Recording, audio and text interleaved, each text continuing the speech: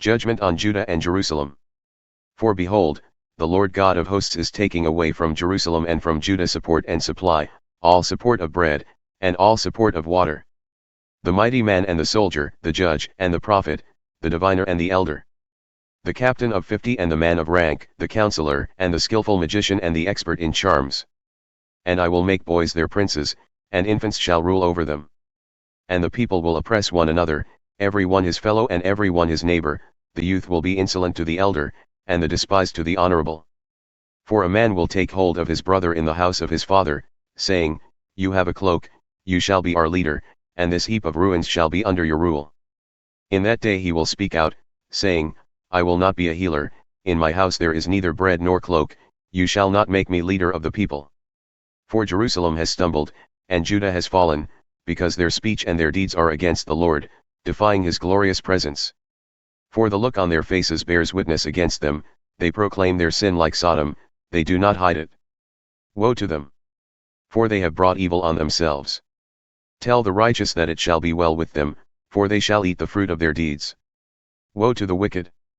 It shall be ill with him, for what his hands have dealt out shall be done to him. My people, infants are their oppressors, and women rule over them. O my people, your guides mislead you and they have swallowed up the course of your paths. The Lord has taken his place to contend, he stands to judge peoples. The Lord will enter into judgment with the elders and princes of his people, it is you who have devoured the vineyard, the spoil of the poor is in your houses. What do you mean by crushing my people, by grinding the face of the poor? Declares the Lord God of hosts. The Lord said, Because the daughters of Zion are haughty and walk with outstretched necks, glancing wantonly with their eyes, mincing along as they go, tinkling with their feet. Therefore the Lord will strike with a scab the heads of the daughters of Zion, and the Lord will lay bare their secret parts. In that day the Lord will take away the finery of the anklets, the headbands, and the crescents, the pendants, the bracelets, and the scarves, the headdresses, the armlets, the sashes, the perfume boxes, and the amulets, the signet rings and nose rings, the festal robes, the mantles, the cloaks, and the handbags, the mirrors, the linen garments, the turbans, and the veils.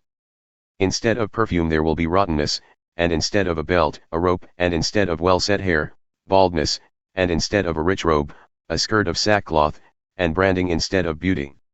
Your men shall fall by the sword and your mighty men in battle.